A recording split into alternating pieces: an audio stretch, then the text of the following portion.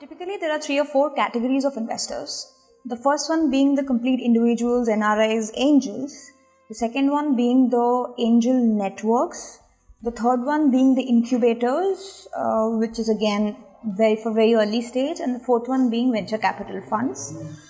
Typically, the NRIs and the angels do a seed round or a very early stage round, which can range from anywhere to 5-10 lakhs to about 50 lakhs.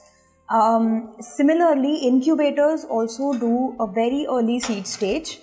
They may either invest money or they may take equity in your company for providing certain services, which is anything to do with accounting, legal, fundraise, etc., etc. That is the incubation model. These two segments are where it's a very ideation stage. The promoter is still with an idea or has done a prototype of the business, and it's not yet commercially launched or it's not made headway yet. That's when the angel and the incubators come along. The angel networks, which is the second segment, invest anywhere from $100,000 to about $500,000. This is a network of angels who have come together, allocated a certain money to invest into good ideas, and have entrusted that responsibility to a set of experts. The experts screen the promoters and their ideas and then take it to the angels. And if they have a yes from the angels, then the process of investment starts. So that's a very institutionalized form of angel networks. The last one is the venture capital firms, where it's core institutional money and it follows a certain process. Typically, they have LPs who have invested into the funds, and there is a fund team, the management team, which takes decisions to invest or not. They do the entire screening process for the business ideas, and only when they are completely convinced that this is an investable idea do they take it back to their investment committee and get approval. So these are the 3 different kinds of investors who exist in the market today.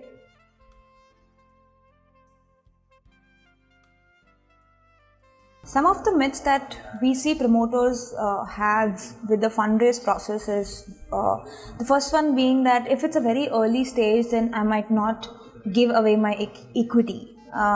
But that's not right. Any investor coming on board is giving his hard-earned money to you for investing. So the promoters need to understand that they need to get something in return. And how will they ever get their money back or make any return on it? And that is only through a form of equity shares that your company can have some value.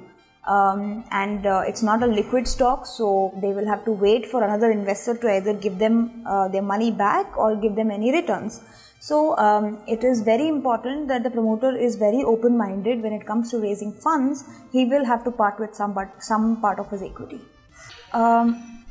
Another myth which I like to break here is that the NRIs and the angels who invest individually do not have questions. But that's not right.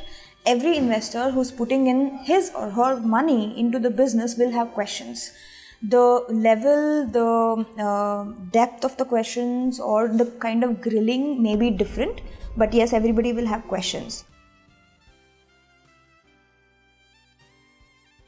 First and the foremost important question which everybody will ask is there a problem, and is there a problem you are trying to solve? So you will need to define what is the problem you are addressing. That is the first and the foremost question. The second question is, what is the industry segment you play with? How large is it? What is the market opportunity? Who are the players who are already there in the business? What is the competitive landscape? If you have a differentiated proposition, then how are you different as compared to others? So that's largely on the industry segment. And the third critical question is, yes, if there are others in the market, how are you competing with them by creating more and more entry to barriers? So tomorrow another company can spring up with the same idea. So how are you creating barriers as you go along in your project so that somebody who has to get into the business has to think twice? That is very critical. The second segment of the questions that you will face is all about your vision and execution strategy. First and foremost, the promoter has to be completely convinced with the idea, and that flows out when you make a pitch or when you talk to the investors. They can sense it, how convinced you are or you're not. So what is your vision for the business? What do you think? Where will you be in 5 years? Where will you be in 10 years? Are you going to be a pan-India player? Are you going to be a regional player? Are you going to be focusing in one particular segment? What is it that you want to do? Springing from that is your milestones that you have set for yourself and your project. So you will have to define how are you going to execute the project on the ground and what are the resources you will need, which takes us to the next section, which is therefore you need funds. And if you need funds, where is the fund going to be used? Are you going to spend the entire money into marketing with no returns?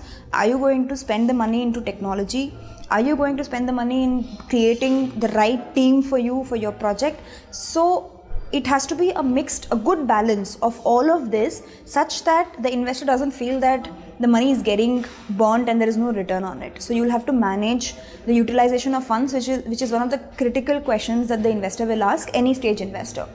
And obviously the last segment of questions will be, fair enough, I will invest, but what is the path forward? Whether I will get an exit, who will buy me out, who will buy my share out, what is the company going to do after 3 years, are you going to do IPO?